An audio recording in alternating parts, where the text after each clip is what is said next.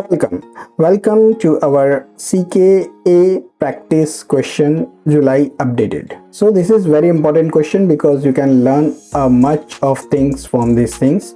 A MariaDB deployment in the MariaDB namespace has been deleted by mistake. Your task is to restore the deployment while ensuring the data persistent. Follow the steps. Create a persistent volume claim. So you need to create a volume claim. Volume claim is not available there. The information for creation of the volume claim is been given, and some you have to extract from the available things which are there. So modify the MariaDB deployment. You need to modify the MariaDB deployment and update it used to PVC MariaDB, okay, and created in the previous steps. Apply the updated deployment to the cluster. Validation is ensure the MariaDB pod is running and using the PVC. So verify the PVC is bound to the retained PV. Wait. So this is very important question. So first important tips is you should be in the right context. Check your Kubernetes context before running commands. Check it twice before you start. Right context means right marks. So I am here copy paste the things, but you should do in the most priority. Practice in a small terminal window. In the real exam, you cannot maximize it. This builds confidence and improves focus. Second things, this window should be very little because you do not have a privilege to work with the larger window. So let's start to solve this. So you can arrange this thing like this and just copy this command and paste it here, and then particular this paste and copy paste. So your scenario is ready. Now we have to solve it. So your first and most important command of each is kget nodes -o wide. So you can get all things, but don't waste much time. That is not required at all. So this is the two control plane and one node. So you can get information about the nodes. Now Control L and first thing kget pv. So here it is not visible properly, so I'll just increase the window size. Now it is a little bigger. Now it is the perfect so that we can talk a little on it. So the name is MariaDB PV. The capacity is 250 MI. Means the PV can provide 250 MIB of storage. Your PVC must request 250 MI or less. Since the question asks 250, it's exact match. So here the access mode is read write once. And this whenever you are creating PVC means persistent volume claim, then this should match with that particular things. Here the reclaim policy is retained. Here the reclaim policy retains means when old PVC was deleted, Kubernetes did not delete the actual data stored on the volume. The storage remains available and can be reused, which is why the question asks you to restore the MariaDB deployment while preserving its data. The here things is status is available. You are lucky you get available. If you get a bound different bound release, then you need to describe this, and I'll cover this. So claim is nothing because you have not PVC is not created yet. So storage is manual, and this should be matched with your PVC when you are creating. So here it doesn't matter. Here it is not much important here. So yes, so this status is very much important because whenever you find something different, you have to kget pv. I'll just kget pv and I will take it into YAML to make sure. You just take a backup of all resources. So OYML and I'll backup pv.yaml. So cat backup pvc.yaml. So here you will find that here it is available, so you will not find. I'll get you there when it is bound or something else. So kget pv, so it is available here. So at the end we'll discuss this also. So now we'll cat this particular deployment. Tip #5. Always take a backup before editing any existing resource, so you can quickly recreate it if something goes wrong. I usually create 2 backups, one for any situation. I'll just copy this once again because if I make mistakes and I'll get confused, so that the origin copy would be preserved.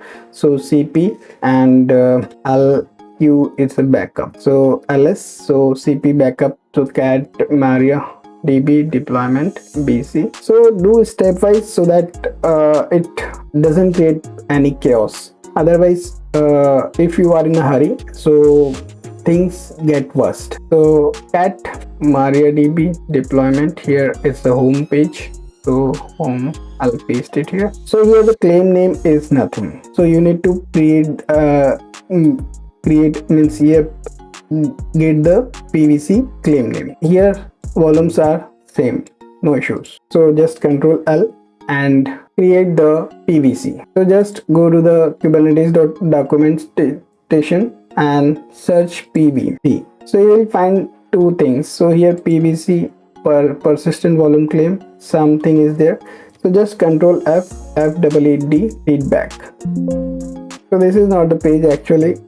So come to the kubernetes.io page, persistent volume Kubernetes. This page you click and go persistent volume, control F, FEED. Because I know the things, because I have practices and I had a habit to familiar with the documentation. So here just click pvc and you are there with the particular things. So you can just copy these things, but before copying these things you need to confirm that the storage class is manual. We have already checked with the PV that storage class is manual. The access mode is read write once, so we need not worry for these things. So I need to change this 250 mi and this name and metadata here. So I'll just control F so that you can view it properly. So here we need to change this name. Here we have to insert the namespace. We need to change this to 250 mi.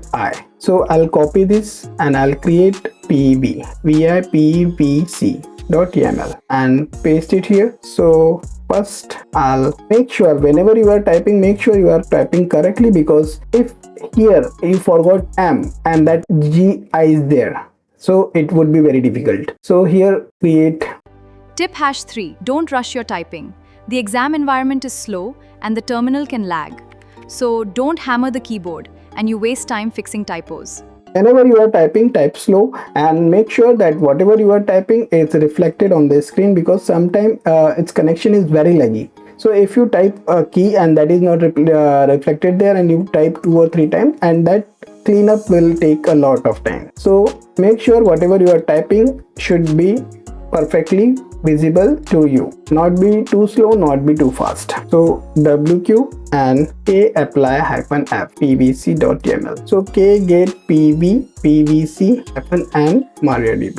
So you will see here the status is I'll just make it full. Okay, so here you will find that claim is mariadb, storage class is manual, it is also matching with the manual. Volume is here, volume is there, means same volume is reflected here, and all the things is matching. Now it's time to edit our deployment. So vi mar, so just here claim name to be changed to the mariadb. So k apply -f, control L, k get pods and mariadb.